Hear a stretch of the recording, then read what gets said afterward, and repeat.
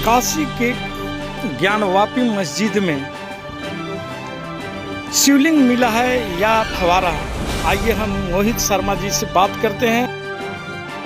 नरेंद्र मोदी जी ने तो लोगों को इतना व्यस्त कर दिया है कि आधे लोगों को इधर कर दिया है कि फलाने ढिकाने, तू इधर आ, तू जाके ताजमहल के कमरे खुलवा, तू इधर आ, तू जाके उधर जाके कुतुब मीनार पे अजान पढ़, तू अजान और रमजान कर, तू देख कि रुपया कहाँ गिर रहा है। और उसके बावजूद भी अगर कोई खाली बच गया है तो मोदी जी का तो ये है कि जो बुलडोजर चल रही है, तू भैया बुलडोजर को चलते हुए देख। तो सबको तो काम दे ही दिया है, कोई आदमी फ्री है ही नहीं इस देश के अंदर। और जो अगर फिर भी कोई बच जाए तो जो आदमी इस देश में पेट्रोल डीजल महंगाई की मांग को उठा रहा है, तू जाकर उसको टारगेट कर, ये काम है। और मीडिया को काम पूरा दे रखा है। मीडिया को शिवलिंग मिल गया है, देखिए मीडिया को तो काम दे। जो कुतुब मीनार की चढ़ाई कर रहे हैं ये लोग, जो ताजमहल की चढ़ाई कर रहे हैं ये लोग, जो ज्ञानवापी मस्जिद की चढ़ाई कर रहे हैं, शाम को इसी नाम पे और इसी मुद्दे पर दो लोग पकड़ लाओ, एक दाढ़ी वाला मौलाना पकड़ लाओ, एक तिलक वाला पंडित पकड़ लाओ और इसी नाम पर दोनों मुर्गे लड़ा दो। यह तो परेशान होगा ही होगा इस देश के अंदर। आज सुबह जब मैं अखबार पढ़ रहा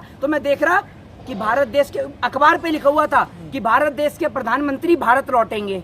मेरे को बड़ा सुन के बड़ी खुश, वो अजीब सा लगा कि यार भारत देश के प्रधानमंत्री है तो भारत ही लौटेंगे, लेकिन यहाँ अखबार में छपा हुआ। फिर उसके बाद सुन लीजिए, उसके बाद में मैंने कहा चलो भारत देश के प्रधानमंत्री भारत लौट रहे हैं तो खुशी मना ली जाए। अब खुशी मनाने के चक्कर में मैंने क्या काम करा, एक बच्चे को 10 रुपए दे दिए। मैंने कहा जाके दो आइसक्रीम लिया।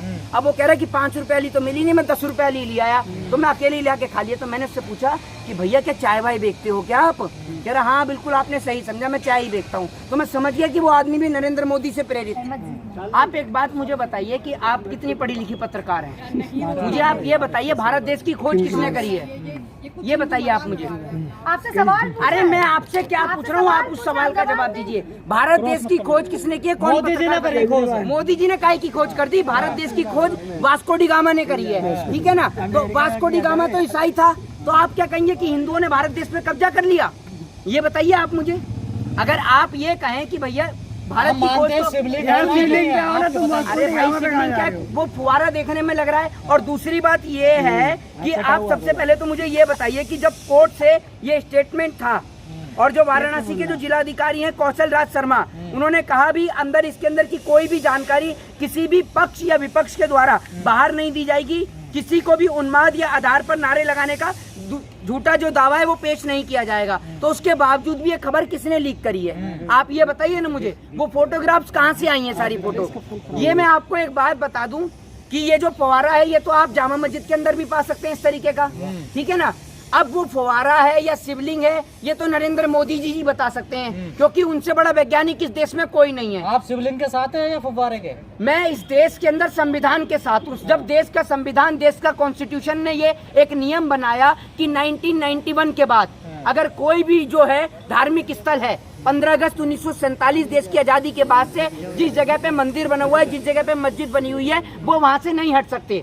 तो मैं देश के संविधान के साथ हूँ। आप ये बताइए कि क्या नरेंद्र मोदी, अमित शाह और योगी आदित्यनाथ देश के संविधान से ऊपर हैं क्या? ये लोग इस देश में बाबा साहब अम्बेडकर को नहीं मानते, उनके बनाए हुए संविधान को नहीं मानते। जब ये पटेल को मानने गए तो पटेल को भी नहीं मानते, क्योंकि जब इन्होंने सरदार पटेल के बारे में पढ़ा तो इनको पता चला कि सरदार पटेल ने तो आरएसएस को बैन कर दिया था, तो इन्होंने सरदार पटेल को नहीं छोड़ दिया। तो मैं आपको बता दूं ये किसी जाति के प्राणी नहीं है। ये तो कोर्ट का मामला, सरकार या पार्टी का क्या मैटर है? ये आप मुझे बताइए, ये उन्माद फैला कौन रहा है? क्या कोर्ट या जुडिशरी जो है वो आपको इतनी खाली दिख रही है इस देश के अंदर? इस देश के अंदर रेप के, बलात्कार के जो मुद्दे चल रहे थे आज तक उन पे फैसला नहीं आया। आप मुझे ये बताइए कि जो हाथरस के अंदर एक बेटी के साथ बलात्कार हुआ उस फैसले का क्या हुआ? कोर्ट जो है फास्ट ट्रैक कोर्ट बनाकर इन जैसे मुद्दों के ऊपर तो तुरंत कार्रवाई कर देता है, क्योंकि इन फैसलों से जो है फायदा पहुंचता है पार्टियों को, सरकार को। मस्जिद के समर्थन में है आप? किसके? ज्ञानवापी मस्जिद के समर्थन। मैं इस देश के संविधान के समर्थन में हूँ। अगर आप अनपढ़, जाहिल और गवार हैं और कान से बहरे हैं तो मैं कुछ नहीं कह सकता हूँ। आपने ये क्या किसी पत्रकार को ऐसे बोलते हैं? आप कैसी बात कर रहे हैं आप? मतलब ये आपने कैसे, ये सवाल किस प्रकार का है? ये आप नहीं देखेंगे। आपका भी कोई पक्ष होगा ना? मेरी बात तो सुनिए, मेरा पक्ष का है, मेरा संविधान का पक्ष है। आपको ये नहीं पता, आप एक पत्रकार हैं, आप कहते हैं कैसी भाषा का प्रयोग कर रहे हैं? आप पत्रकार हैं, आपको जानकारी होनी चाहिए कि नहीं। सुन लीजिए, अंदर आता है उसकी अरे आप मेरी बात तो सुन लीजिए, समझते नहीं है। तो ये 1991 का जो रूल है आपने पढ़ा है, क्या कहता है? 1991 का जो अधिनियम है, जो रिलीजियन अधिनियम है, वो आपने पढ़ा है? है क्या पढ़ा है आपने? जहाँ जैसा वो वैसे ही रहना बस चाहिए। सीधी सी बात तभी है। तो सवाल तो आपसे आप पूछा उसके गया कि आप तहत समर्थन आप में एक हैं। बात मुझे तो बताइए, आप चाहते हैं सरकार सेशन बुलाए और वहाँ पर सीधी सी बात है। हाँ, और ये याचिका को रद्द किया जाए। कोई भी धार्मिक जगह, अब ये कल को पहुंच गए कर्नाटक, वहां पर कह रहे हैं कि ये पता नहीं किसी भगवान का मंदिर बताया कि वहां पर उनका मंदिर है। फिर ये उज्जैन पहुंच गए। अरे आपने पूरे देश में क्या ड्रामा चला रखा है? किसी जगह पे स्कूल भी निकाल दो, कहीं अस्पताल भी निकाल दो। ये प्रधानमंत्री कार्यालय को तोड़कर मैं तो कह दूं कि भैया मेरे जो पूर्वज हैं, ये जो मेरे दादाजी हैं, उनके यहाँ पर मंदिर हुआ करता था, तो अब क्या प्रधानमंत्री कार्यालय को तोड़वाकर यहाँ पर अपना मंदिर बनवाएंगे? ये बताइए। नहीं, आपको ये बताइए ना मुझे, मैं आपको एक बात कह रहा हूँ उदाहरण के तौर पे, अगर आप यही कह रहे हैं तो कल को हर एक आदमी भी यही कहने लगेगा। मोहित जी, एक सवाल ये है कि मुस्लिम पक्षकार ये कह रहे हैं कि जो जिस पर शिवलिंग का दावा किया जाता है वो कटा हुआ और उसमें 30 फीट छेद है, तो आप क्या मानते हैं इसमें कि मोची की शिवलिंग में बताया जाता है कि कोई कट नहीं होता और छेद नहीं होता, तो आप क्या मानते हैं? मैं आपको एक बात सीधे तौर पे बता दूं, सुनिए ना, तो मैं वहां जाकर देख के आया हूं और आपके लिए तो ये मजाक का विषय बन गया है, इसलिए सवाल पूछने के बाद आप हंसकर दिखा देते हैं जैसे ये 3 दिन से मीडिया परेशान है। अरे सर, क्या बात मीडिया तो परेशान है ही है, मीडिया तो परेशान होगा ही होगा। इस देश के अंदर आज सुबह जब मैं अखबार पढ़ रहा तो मैं देख रहा कि भारत देश के अखबार पे लिखा हुआ था कि भारत देश के प्रधानमंत्री भारत लौटेंगे। मेरे को बड़ा सुन के बड़ी खुशी, वो अजीब सा लगा कि यार भारत देश के प्रधानमंत्री है तो भारत ही लौटेंगे, लेकिन यहाँ अखबार में छपा हुआ। फिर उसके बाद सुन लीजिए, उसके बाद में मैंने कहा चलो भारत देश के प्रधानमंत्री भारत लौट रहे हैं तो खुशी मना ली जाए। अब खुशी मनाने के चक्कर में मैंने क्या काम करा, एक बच्चे को 10 रुपए दे दिए। मैंने कहा जा के दो आइसक्रीम लिया। अब वो कह रहा है कि 5 रुपए वाली तो मिली नहीं, मैं 10 रुपए वाली ले आया, तो मैं अकेले ही लाके खा लिया। तो मैंने उससे पूछा कि भैया क्या चाय वाय बेचते हो क्या आप? कह रहा हाँ बिल्कुल आपने सही समझा, मैं चाय ही बेचता हूँ। तो मैं समझ गया कि वो आदमी भी नरेंद्र मोदी से प्रेरित था। तो इस देश के अंदर जो सुन लीजिए मीडिया के, अरे सुन लीजिए, वो शिवलिंगी है तो क्या आप मानेंगे? क्या चीज? कोर्ट अगर मान ले कि वो शिवलिंगी है तो आप मानेंगे? मेरी बात सुन लीजिए, इस देश के अंदर एक कोर्ट नहीं है, ठीक है ना? सेशन कोर्ट के बाद में हाई कोर्ट भी आता है, हाई कोर्ट के बाद में सुप्रीम कोर्ट भी आता है। सुप्रीम कोर्ट नहीं कहा, हमने कोर्ट कहा है।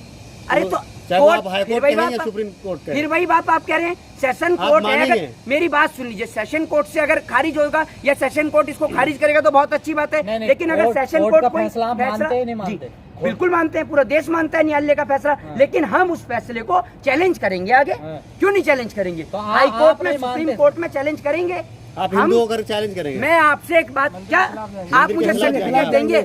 मेरे लिए ये सबसे बड़े गर्व की बात है कि मैं उस देश के अंदर रहता हूँ जो देश संविधान से चलता है। ये देश संविधान से चलता है। किस पक्ष, सवाल सुनिएगा, आपने कहा ना कोर्ट को फिर चैलेंज करेंगे हम, जो भी फैसला आएगा। तो किस पक्ष के साथ फैसला आता है? हिंदू पक्ष के पक्ष में अगर फैसला आता है तो आप चैलेंज करेंगे, या मुस्लिम पक्ष में फैसला आता है तो आप चैलेंज करेंगे? मैं आपको एक बात बता देता हूँ, मैं इसको चैलेंज इसलिए करूंगा, आए चाहे नहीं आए दोनों तरफ से करेंगे। वो इसलिए करेंगे कि सरकार, हाँ जी, क्या मुद्दा है? आप पढ़े लिखे हैं नहीं तो समझेंगे नहीं और सुनेंगे आप। अगर वो हिंदू चिल्ला लीजिए, आप चिल्लाइए, संगठन के चिल्लाइए पक्ष में ना। फैसला है तो क्या आप दावा करेंगे? मैं दावा ये करूंगा कि ये इसके बाद में वहाँ पहुँच रहे हैं कर्नाटक और तमाम जगह पहुँच रहे हैं। आप वहीं पे रुकिए ना, आप उसी मंदिर पे रुकिए ना। थोड़ा समझाइए, या तो ये चिल्ला ले।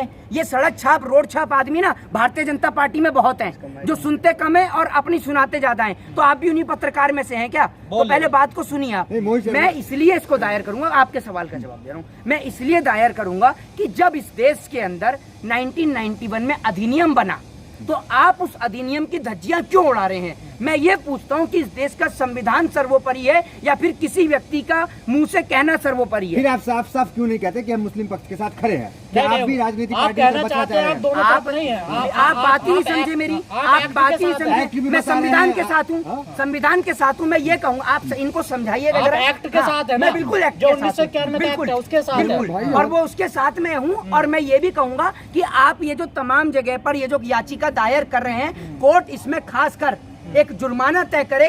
और ये जुर्माना कोई 1 लाख या 2 लाख का नहीं होना चाहिए, ये जुर्माना कम से कम 1 करोड़ से ऊपर का होना चाहिए, जिसके बावजूद तो ऐसे फालतू याचिकाओं पर कोई कार्रवाई, कोई बात ना हो, ताकि इसके बावजूद इन्हें पता चले कि कोर्ट का और न्यायालय का समय खराब करने के साथ साथ ये जो देश में जो नफरत का जहर घोल रहे हैं, इनके मुंह पे कड़ा तमाचा पड़े।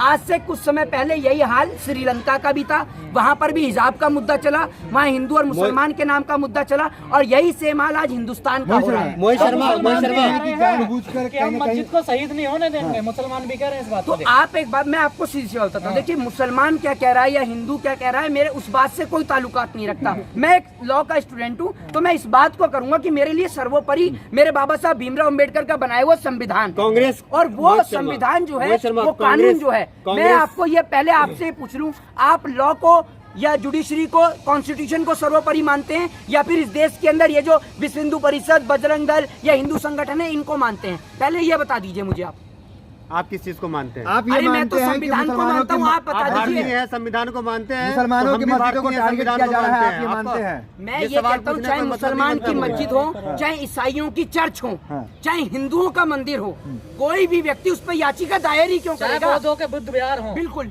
चाहे बौद्धों के बुद्ध विहार हो, कुछ भी हो, किसी भी धर्म का हो, चाहे वो बौद्ध हो, चाहे वो सिख हो, चाहे ईसाई हो, चाहे हिंदू हो, मुस्लिम हो, कोई भी पक्ष हो, जब एक बार फैसला आ गया कि भाई 1991 के अंदर एक रूल बन गया, तो आप उसको कैसे बिना पार्लियामेंट के अंदर लाए, बिना उसकी सहमति के उसको दायर कैसे कर रहे हैं मोहित शर्मा कांग्रेस के नेता प्रमोद कृष्णाम ने भी कहा है कि कुतुब मीनार, उसके बाद ताजमहल हिंदुओं को सौंप देना चाहिए और ये जितने भी मतलब विवादित मस्जिद है उसे हिंदुओं को जो है सौंप दिया जाए।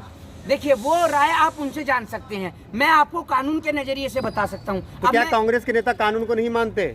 अरे तो ये आप जाकर उनसे पूछिए ना, मैं यहाँ किसी पार्टी को रिप्रेजेंट कर रहा हूँ क्या? अब मैं ये पूछूं अर्नब गोस्वामी, क्या लगता है? अब मैं आपसे ये क्या लगता है? मेरी बात सुनिए, मैं ये पूछूं आपसे कि अर्नब गोस्वामी क्या कह रहे हैं, आप उस सवाल का जवाब देंगे? आप तो यही कहेंगे जाके अर्नब गोस्वामी से पूछो। आपको क्या लगता है? जाके आप उन पार्टी के लीडरों से पूछिए ना, आप मेरे से क्या पूछ रहे हैं? आपको क्या लगता है? मेरे लगने या लगने से क्या होता है? मेरे लगने से और कहने से तो ये हो रहा है कि आप मेरे 15 लाख के कर्जदार हैं, तो दे देंगे मुझे 15 लाख रुपए।